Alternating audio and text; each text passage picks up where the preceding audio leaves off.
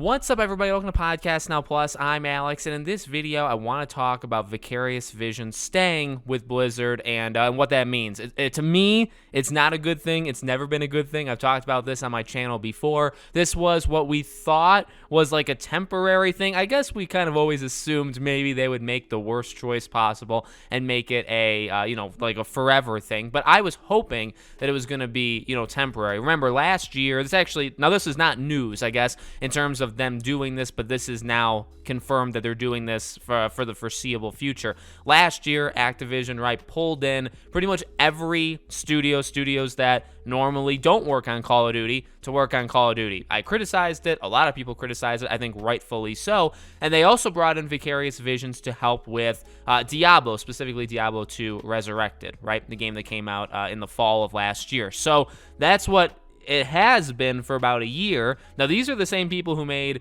the Insane trilogy, and they also made Tony Hawk's Pro Skater 1 and 2, the remaster of that. So they're, in my opinion, a very talented developer.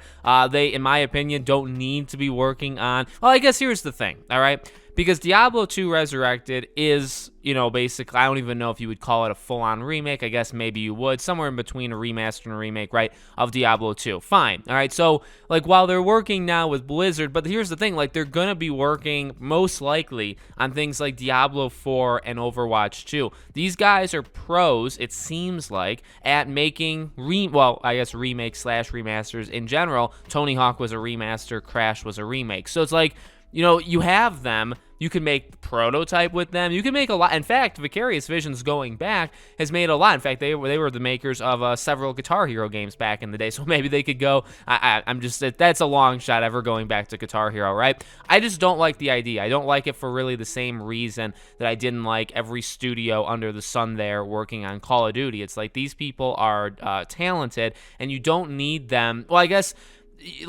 what you're doing here is basically admitting you have a major problem without actually admitting you have a major problem, right? Because you don't have enough people, you don't have enough, staff people, whatever you want to call it. You don't have enough studios to help with the development of things that you already had announced and you already have going on. That's all, that's ultimately what it is. With Call of Duty, part of it is that, okay, well, you're taking people that made the last game, Crash 4, right? Or people that made Spyro. You're taking these people, you're moving them over to make Call of Duty. And if that doesn't sound stupid enough, on its own, you also have the other side of it where it's like, well, also, again, that's mismanagement. They are working on their things. Call of Duty should be fine. You ideally have a studio or multiple studios and multiple groups of people that can help you make Call of Duty. You don't need to bring in everybody to make Call of Duty. They can make their own. So it's already a mismanaged situation. This one isn't,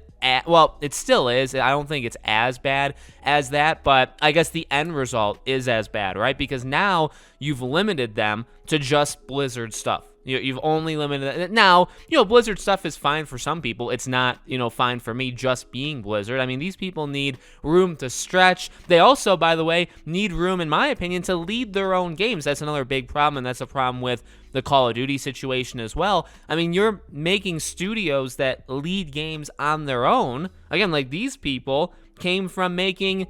Literally, they brought Crash Bandicoot back from the dead. That's pretty special. They did that on their... Now, I was going to say on their own. Every game developer has help and has, outsourcing studios and whatnot. But, they were the lead team, right? So they did that. They brought Tony Hawk back, right? It's like...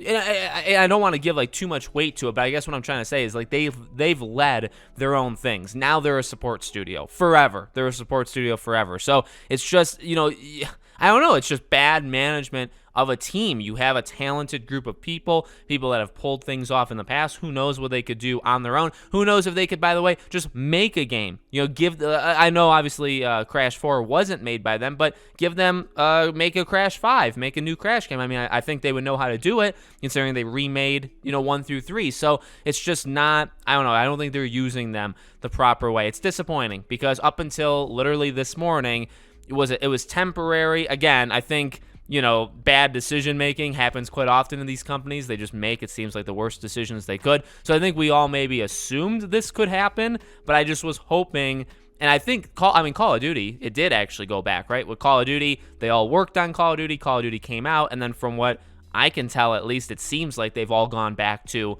their normal jobs with their normal games. So at least Call of Duty was only a temporary thing. This one, at least for Vicarious Visions, was a permanent thing. So let me know what you guys think in the comments. Make sure you're all subscribed, bell icon turned on so you know when these videos go up, and I hope to see you guys on tomorrow's video.